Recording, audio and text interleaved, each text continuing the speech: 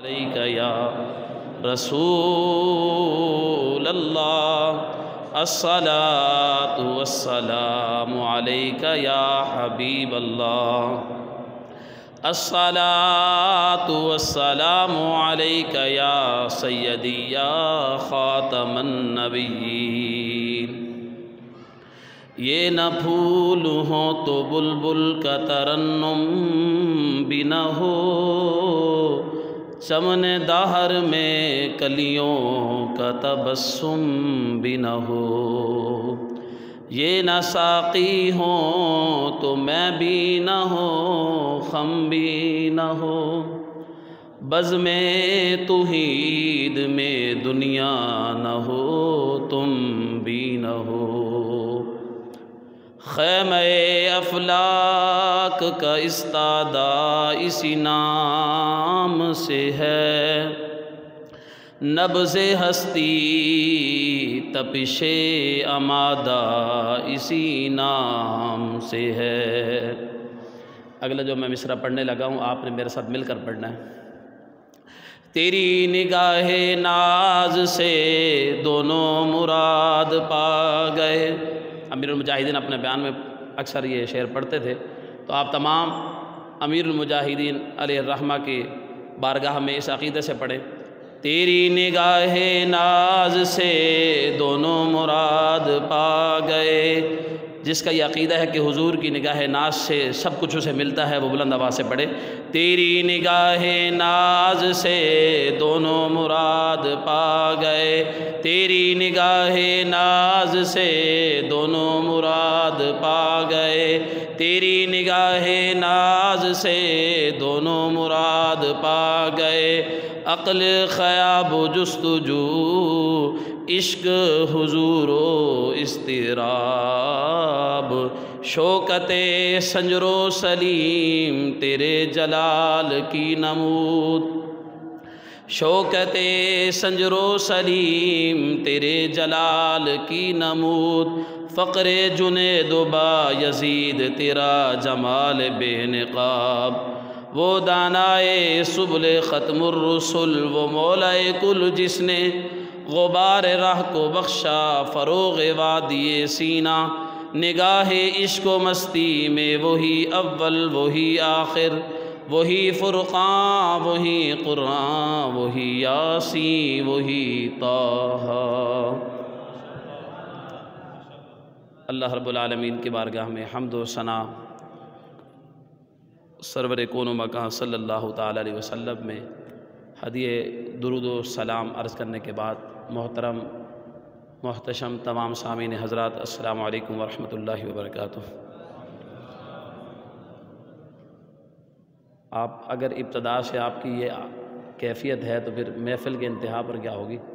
اور آپ جن کا ذکر سننے کے لیے آئے ہیں تو اس طرح ڈھیلے ڈھالے ہو کر، ہم نے تو صحابہ کے بارے میں یہ سنا ہے کہ جب ایک صحابی رسول جن کے متعلق کہ انہوں نے صرف تہمت باندھا ہوا تھا اور سردی کے عالم میں ایک غزوے میں وہ زمین پر سردی سے بچنے کے لیے زمین کے ساتھ لپٹے ہوئے تھے، جب کریم آقا صلی اللہ علیہ وسلم نے فرمایا کہ جاؤ مشرکین کے قافلے کی خبر لے کر آؤ، تو وہ صحابی جو سردی سے بچنے کے لیے زمین کے ساتھ لپٹا ہوا تھا، زمین کے ساتھ بچھا ہوا تھا، وہ صحابی اٹھا اور اس نے یہ نہیں کہا حضور ایک تہمت باندھا ہوا ہے اور سردی سے بچنے کے لیے کوئی چادر تو دے دیں، نہیں، بلکہ جب حضور کی عزت اور اسلام کی بقا کا معاملہ آ گیا تو صحابی کے لیے سردی پس پش رہ گئی، محمد کی محبت میں وہ آگے چل پڑا۔ تو یہ عقیدہ ہونا چاہیے۔ حضور صلی اللہ علیہ وسلم کا ذکر خیر ہم سننے کے لیے بیٹھے ہیں، اور ہم امیر المجاہدین فنافی خاتم النبیین حضرت علامہ مولانا حافظ خادم حسین رضوی رحمۃ اللہ تعالی علیہ ونور اللہ مرقدہ کو اسال کے لیے اور خراج عقیدت کے لیے یہاں جمع ہوئے ہیں، اور میں یہاں کی انتظامیہ کو مبارکباد پیش کرتا ہوں، اور یہاں ہمارے علاقے کے تنظیم کے تحریک لبیک پاکستان کے وہ سرخرو اور وہ کامیاب لوگ جو موجودہ دور میں جہاں ہر طرف معاملات کو دیکھا جائے تو ہر کسی کو نوکری، ماں باپ، اولاد، ہر چیز عزیز ہے، لیکن قرآن کی آیات کی تشریح پڑھتے ہیں تو آج کے زمانہ میں اولئک هم المفلحون کے جو مصداق نظر آتے ہیں وہ تحریک لبیک پاکستان والے نظر آتے ہیں، کیونکہ امام شیخ احمد سرندی فاروقی علیہ الرحمہ مجدد افسانی المعروف، وہ فرماتے ہیں کہ جب حضور علیہ السلام کی عزت اور ناموس کا معاملہ آ جائے، مکتوبات ربانی میں جب حضور علیہ السلام کی ختم نبوت کا معاملہ ہو تو فرمایا کہ اس وقت اس صورت میں جو راہ عظیمت اختیار کر لے اللہ کی مدد اس کے ساتھ شامل ہوتی ہے، اور جو راہ رخصت اختیار کر لے اللہ کے رجال الغیب اللہ کی مدد اس کے ساتھ شامل نہیں ہوتی۔ بہت ساری باتیں ہیں، مجھے اظہار خیال کے لیے اور مجھے خود آگے ایک جگہ بیان کے لیے جانا ہے، تحدیث نعمت کے لیے بتا رہا ہوں، تو بہت ساری باتیں ہیں جو ہمیں کرنے کی ضرورت ہے اور جن پر عمل کی بھی ضرورت ہے۔ اب دیکھیں کہ ہم نماز پڑھتے ہیں، روزہ رکھتے ہیں، زکوٰۃ ادا کرتے ہیں، یہ سب چیزیں ضروری ہیں، لیکن یاد رکھیے، میں نے آج جمعہ میں بھی یہ بات کہی تھی کہ نماز، روزہ اور زکوٰۃ دینے والا شخص جو ہے، جب جو تقوی والا آدمی ہے، نماز پڑھنے والا آدمی ہے، اگر اس کے سامنے اس کے گھر والے کو کسی کو برا کہہ دیا جائے تو وہ پھر بھول جاتا ہے کہ میں نمازی ہوں، میں بڑا ہوں، سامنے میرے چھوٹا ہے، اگر سامنے بڑا ہے تو میں چھوٹا ہوں، پھر وہ آداب کے لحاظ کو ملحوظ خاطر نہیں رکھتا، بلکہ پھر وہ اسے اپنے عزیز کی عزت پیاری ہوتی ہے، اور پھر وہ اپنے عزیز کی عزت کا جھوٹا ہو یا سچا دفاع کرنے کے لیے وہ ہر راہ کو کر گزرتا ہے۔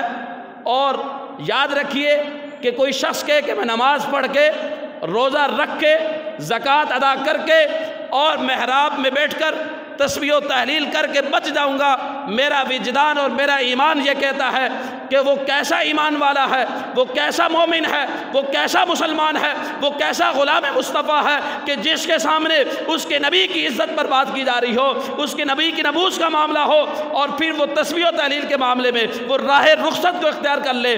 پھر یہ مجدد الافسانی کا یہ عقیدہ نہیں ہے، مجدد الافسانی کا یہ عقیدہ ہے کہ جب نبی کی عزت اور ناموس کی بات آ جائے پھر راہ رخصت کو چھوڑ دیا جائے، بلکہ عظیمت کی راہ کو اختیار کر لیا جائے۔ ہمارے اکابرین کا یہ عقیدہ ہے، یہ عقیدہ نہیں ہے کہ چھپ جاؤ، بیٹھ جاؤ، کچھ نہیں کر سکتے۔ میں نے کہا تھا ایک جمعے میں کہ لوگ کہتے ہیں مولوی بڑے عجیب ہے، پاگل ہے، بے وقوف ہیں، کہ روڈ پر نکل آتے ہیں، گستاخی وہاں پر ہو رہی ہے، ان کو یہاں تکلیف ہو جاتی ہے، پانی کا مسئلہ، روڈ بند ہو جاتے ہیں، ہم کاروبار نہیں کر سکتے، ہم دکانیں نہیں کھول سکتے۔ میں نے کہا ہمارے نکلنے سے تمہیں نقصان ہوتا ہے، اور نقصان بھی انہی کا ہو رہا ہے جو اسی کا کلمہ پڑھتے ہیں۔ میں نے کہا پھر بات سنو، جب پانی کا مسئلہ ہوتا ہے، بجلی کا مسئلہ ہوتا ہے، پھر کیوں نکلتے ہو؟ پھر بھی نہ نکلو، اس سے دوسرے مسلمانوں کو تکلیف نہیں ہوتی۔ چند لوگ ہیں، ایک علاقے میں پانی نہیں آ رہا، برداشت کر لو، دوسرے لوگوں کے لیے راستہ کیوں بند کرتے ہو؟ جب اپنے پیٹ کا معاملہ ہو تو سارے کام جائز ہیں، جب حضور کی عزت کا اور ناموس کا معاملہ ہو تو کوئی مولوی نکلے تو ہم اس کو برا بھلا کہتے ہیں۔ تو اس لیے ہمیں غور و فکر کی ضرورت ہے۔ میں ایک واقعہ آپ کے سامنے رکھتا ہوں، اس کے بعد میں اپنی جگہ لوں گا، کہ یمن کے اندر ایک گستاخ جس کا نام اسود انسی تھا،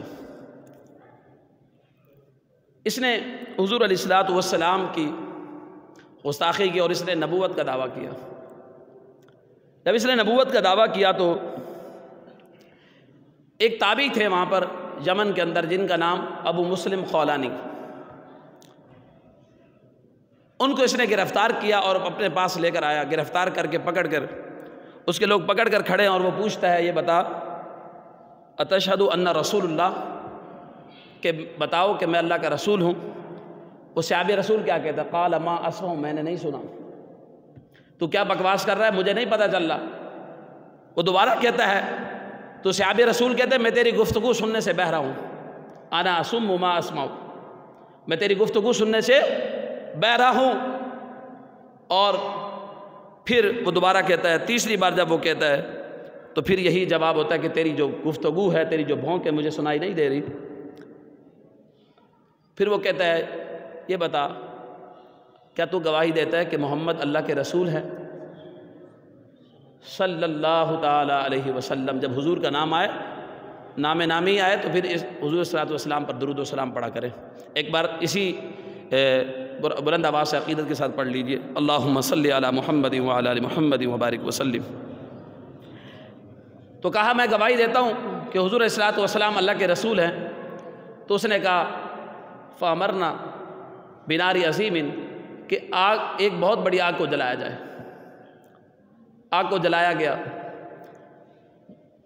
جو اسود انسی تھا اس کے لوگوں نے حضرت مسلم خولانی علیہ الرحمہ کو پکڑا۔ پکڑنے کے بعد آگ کی طرف لے کر جانے لگے تو حضرت مسلم خولانی نے فرمایا کہاں لے کے جا رہے ہو؟ کہا آگ میں۔ کہا چھوڑ دو، میں خود چل کر جاتا ہوں۔ اور یہاں ایک دن ہم دکان بند نہیں کر سکتے، ایک دن ہم حضور علیہ الصلوۃ والسلام کی عزت و ناموس کے لیے نہیں نکل سکتے۔ جو جا رہا ہوتا ہے اس کا بھی ذہن خراب کرتے ہیں، اور فکر ہوتی ہے بچوں کی، اولاد کی۔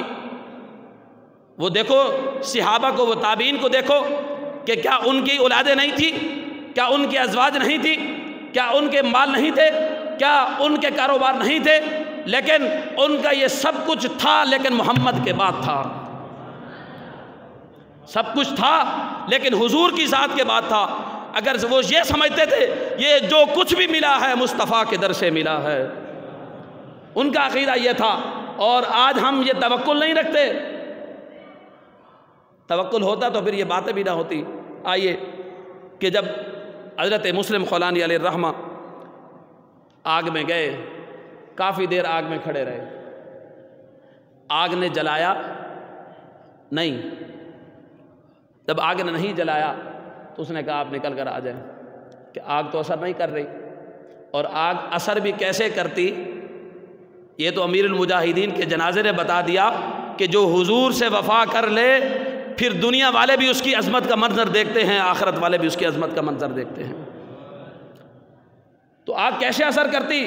کیونکہ وہ حضور کی محبت میں فنا ہو چکے تھے۔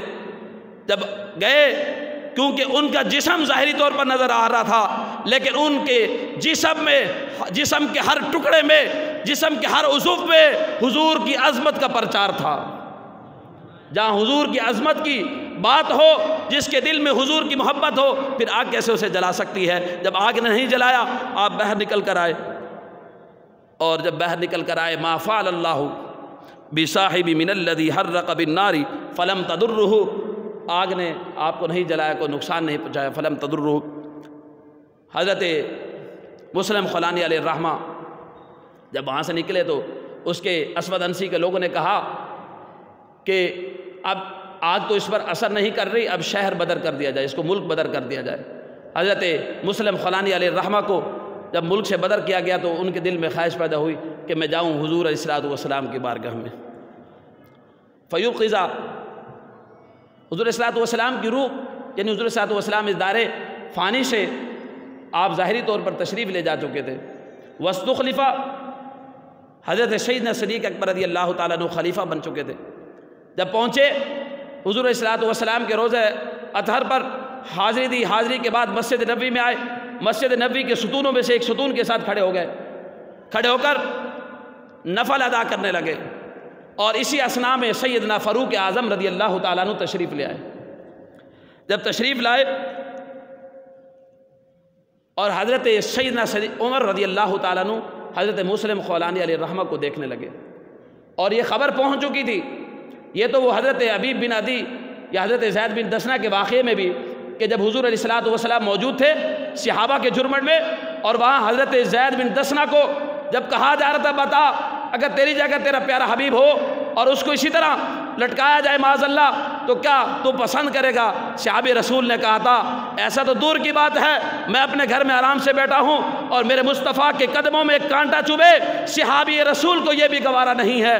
یہ صحابی رسول نے جب بتا دیا تھا، اور پھر جب صحابی رسول کو لٹکایا جا رہا تھا، صحابی رسول نے وہاں مقام تنعیم میں کھڑے ہو کر السلام علیکم کہا تھا، اور میرے پیارے آقا علیہ الصلوۃ والسلام نے مسجد نبوی میں بیٹھ کر وعلیکم السلام کہا تھا، کہا کہ میرا غلام میری عظمت پر پہرا دیتے ہوئے قربان ہو گیا ہے۔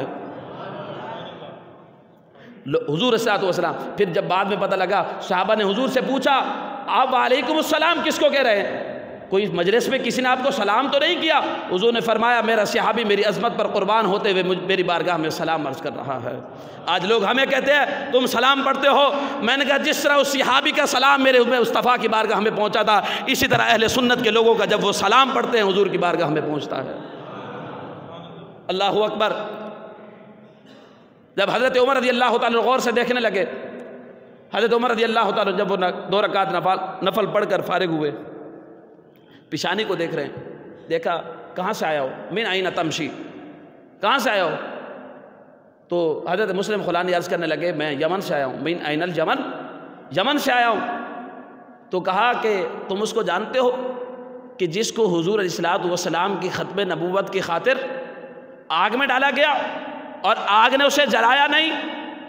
جب یہ کہا اور پیشانی کو جب وہ حضرت مسلم خولانی خاموش رہے تو کہا کہیں وہ تو نہیں ہے، کیا وہ تم تو نہیں ہو؟ تو کہا نام میں ہی ہوں۔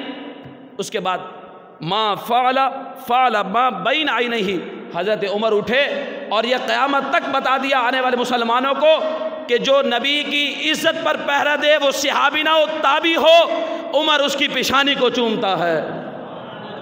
اور میرا یہ وجدان اور یہ میرا عقیدہ کہتا ہے کہ جب مولانا علامہ خادم حسین رضوی اس دنیا سے گئے ہوں گے تو حضور علیہ الصلوۃ والسلام کے ان صحابہ نے بھی امیر المجاہدین کی پیشانی چومی ہوگی، کہا ہوگا امیر المجاہدین آپ امیر مجاہدین کا امیر تھے، اور صحابہ کا دور کا وہ ثواب باندھ دیا تھا کہ دیکھنے والے کہہ رہے تھے اور کہہ رہے تھے کہ جب وہ تلواروں کا دور تھا، یہاں جو ہے بندوق کا دور تھا، گولیوں کا دور تھا، لیکن یہ گولی سے نہیں ڈرتا تھا، یہ شل سے نہیں ڈرتا تھا، لیکن پھر بھی گولیوں کے جھرمٹ میں، شلوں کے جھرمٹ میں پھر بھی مصطفیٰ کی عظمت کی بات کرتا تھا۔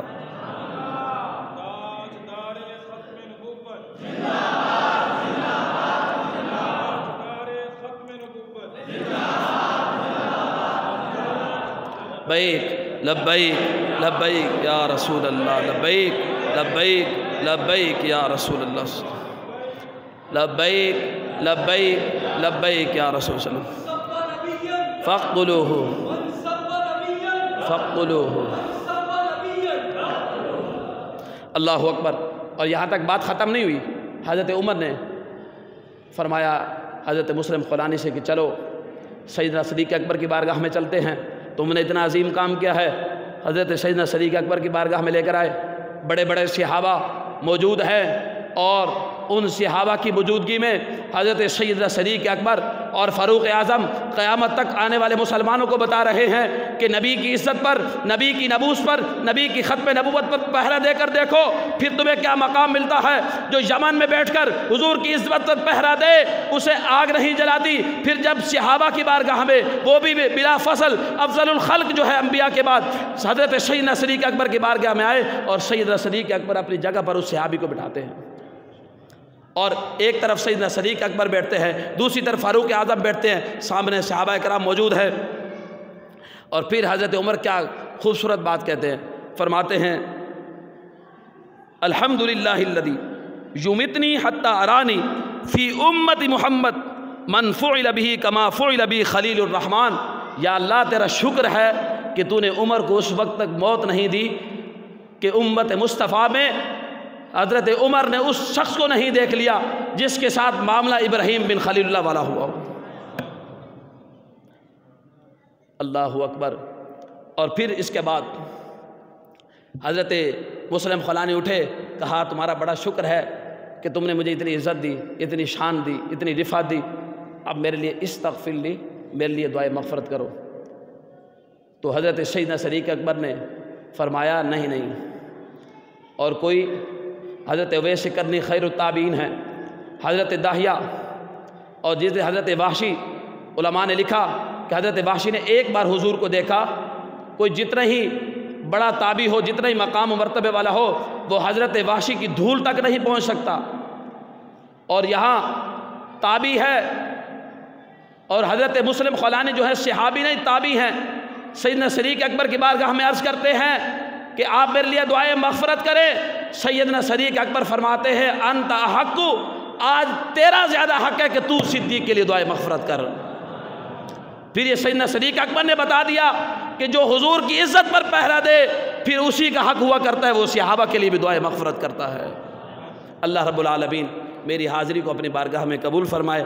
اگر وقت زیادہ لے لیا ہو تو مجھے معاف کر دیجیے گا، وسعت دل تو بہت ہے، وسعت صحرا کم ہے، اس لیے مجھ کو تڑپنے کی تمنا کم ہے۔ وما توفیقی الا باللہ العلی العظیم۔ انشاءاللہ میں بھی آج اعلان کرتا ہوں کہ ہم بھی انشاءاللہ بھرپور طریقے سے، اگر سستی ہوئی کچھ دن ہم نہیں کر سکے کام، تو انشاءاللہ میرا یہ وجدان کہتا ہے اور میرا ایمان کہتا ہے کہ انشاءاللہ ہم بھرپور طریقے سے جس طرح پہلے تحریک میں تھے کام کرتے رہے، انشاءاللہ اب بھرپور طریقے سے انشاءاللہ تحریک میں کام کریں گے۔ اور آپ سب زور زبردستی ہاتھ نہیں اٹھائی گا، جو کام کر رہے ہیں وہ ٹھیک ہے۔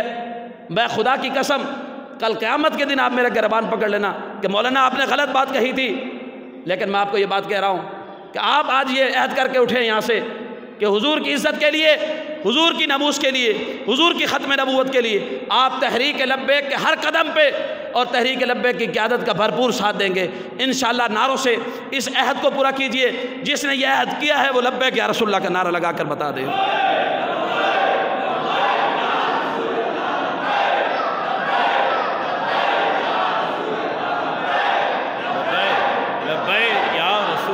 لبیک لبیک لبیک یا رسول اللہ صلی اللہ تعالی علیہ وآلہ وسلم۔ ماشاءاللہ یہ تھے جناب حضرت علامہ مولانا محمد ارشاد نور شاہی قادری جو اپنے خیالات کا اظہار فرما رہے تھے۔ بلا تاخیر میں سناخواں کو مدعو کر رہا ہوں۔ وقت بہت مختصر ہے کیونکہ آج ہمارا کنفرم اور یقینی ارادہ ہے کہ 10:30 بجے انشاءاللہ ہماری محفل اختتام پذیر ہو جائے گی۔ تو جو ثناءخواں حضرات ہیں ان سے بھی یہی گزارش کروں گا، اور جو خطباء خطابات فرمائیں گے ان سے بھی یہی گزارش کروں گا، وقت کو ملحوظ رکھتے ہوئے اپنی گفتگو سے ہمیں مستفیض فرمائیں، اور وقت کا خاص طور پر خیال رکھنا ہے تاکہ جو ائمہ کرام علماء کرام تشریف لائیں وہ بھی اپنے اپنے خیالات کا اظہار فرما سکیں۔ بلا تاخیر میں ملتمس ہوں جناب محمد راحیل اختر القادری رضوی تشریف لائیں اور آقا علیہ السلام کی بارگاہ میں گل عقیدت پیش کرنے کی سعادت حاصل کریں۔ اعوذ باللہ من الشیطان الرجیم، بسم اللہ الرحمن الرحیم۔ تمامی حضران محفل کو السلام علیکم ورحمۃ اللہ وبرکاتہ۔ بآواز بلند محبت